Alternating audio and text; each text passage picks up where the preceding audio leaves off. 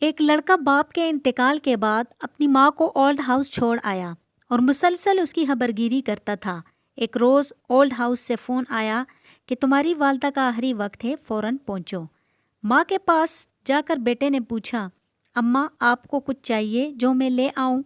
ماں نے کہا، بیٹا یہاں اولڈ ہاؤس میں کولر خرید کر رکھ دینا، چونکہ بہت گرمی ہے اور یہاں رہنے والے لوگ بہت تکلیف اور پریشانی میں رہتے ہیں۔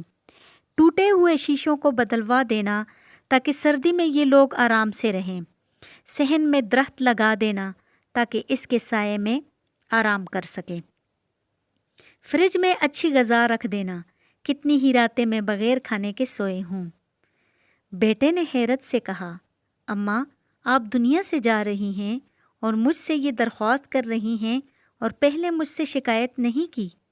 ماں نے کہا، ہاں میرے بیٹے، مجھے گرمی، سردی، بھوک پیاس کی عادت ہے، لیکن مجھے ڈر ہے جب تیرے بچے ضعیفی میں تجھے یہاں لے کر آئیں تو تجھے تکلیف ہوگی، کیونکہ یاد رہے ماں باپ سے حسن سلوک ایک کہانی ہے، جو رقم تم کرتے ہو تمہاری اولاد اس کو پڑھتی ہے۔